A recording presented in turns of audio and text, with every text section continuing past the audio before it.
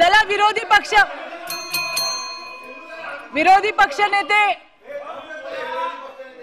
पक्ष नेते 2 मिनिटं तुम्हाला. मला वेळेचं बंधन नाही देता येणार तुम्हाला. तुम्ही मला वेळेचं बंधन नका देऊ तुम्ही प्लीज. हा, मला वेळेचं बंधन नका देऊ तुम्ही, बाकी सदस्यांना द्या. मला नाही द्यायचं वेळेचं बंधन. हे पहा, हा विषय सुरू कुठून झाला. दिनांक 5/3/2025 ला मी आणि माझ्या सगळ्या सहकाऱ्यांनी एक पत्र दिलं होतं, जे सभापतींना दिलं होतं. भारतीय संविधानाच्या अनुच्छेद 183 ग व महाराष्ट्र विधान परिषद नियम 11 आम्ही पुढील प्रस्तावाची सूचना देत आहोत.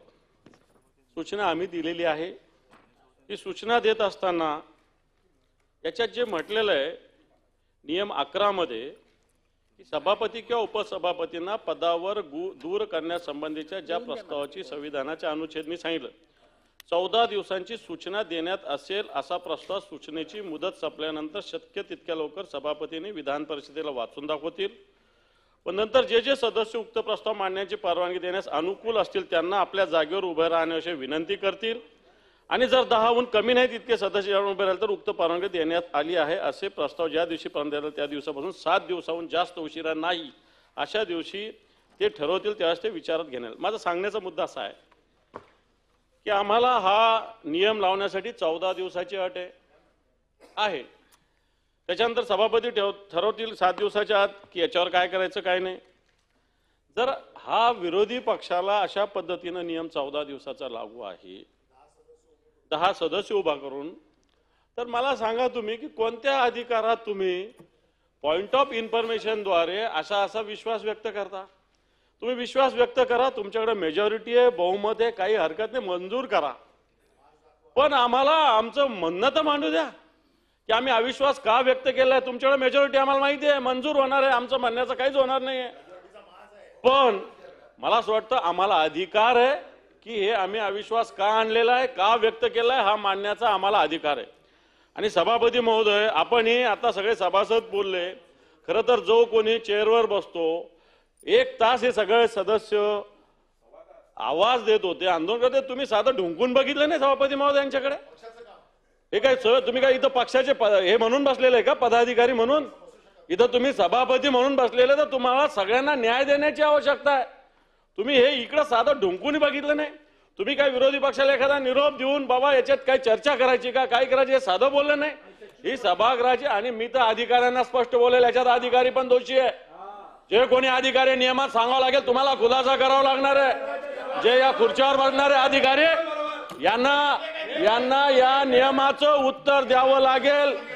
जे अधिकारी बसलेले यांना सांगावं लागेल की हे कामकाजामध्ये होतं का, रोज तुम्ही ऑर्डर ऑफ द डे काढता, याच्यामध्ये होतं का?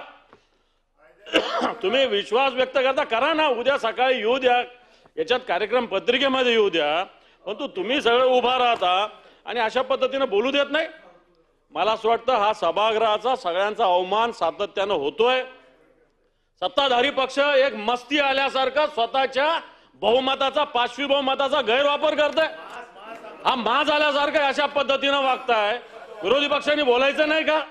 विरोधी पक्षांनी बोलत नाही. तुम्ही सगळं बघता, लक्षवेधी लागतात सत्ताधारी पक्षाच्यात, प्रश्न विचारतात सत्ताधारी पक्ष, मंत्री त्यांना सांगायला सांगतो. म्हणजे काय, हे काय प्रकार आहे?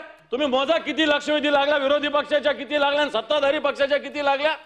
हे कशासाठी या लक्षवेधी असतात, कशासाठी प्रश्नोत्तर असतात?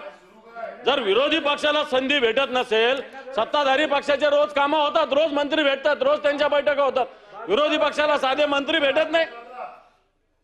लक्षवेधी असेल, हे जे डिव्हाइस वापरण्याचा अधिकार खऱ्या अर्थानं विरोधी पक्षाला आहे.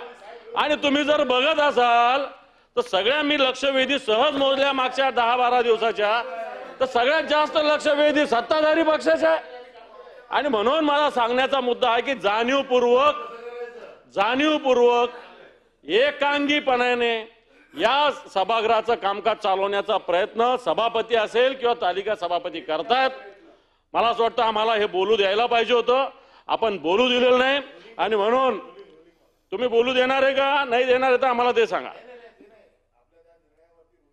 बरोबर आहे, मी हे पत्र दिलेलं आहे, याचं नियमाखाली काय तुम्ही करणार मला असं वाटतं. इथं अधिकारी बसले, मी अधिकाऱ्यावर पण आरोप करेल. अधिकाऱ्यावर आरोप करेल, याच्यानंतर अधिकाऱ्यांनाच या नियमाचा याच्यात तुम्हाला ओढावं लागेल.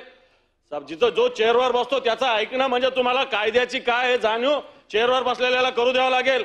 गुपचूप मूग गुळून बसता येणार नाही आपल्याला. या राज्याप्रती जशी लोकप्रतिनिधी जबाबदारी तशी अधिकाऱ्याची पण जबाबदारी आहे. आणि म्हणून मला असं वाटतं याच्याविषयी आपण रुलिंग द्यावं. हे रुलिंग समाधानकारक नसलं तर आम्ही सभात्याग करू. सभापती महोदय, आम्ही कामकाजात भाग घेणार नाही. आणि म्हणून याच्याविषयी नियमात तुम्ही काय सांगितलेलं आहे, कशा पद्धतीने हे नियम, आम्ही दिलेल्या पत्राचं काय झालंय आणि प्रवीण दरेकरांनी जे मांडलं ते कोणत्या नियमात आलं याचा खुलासा करा. नाही झाला तर आम्ही या सभागृहातून आम्ही कामकाजात सहभागी होणार नाहीये.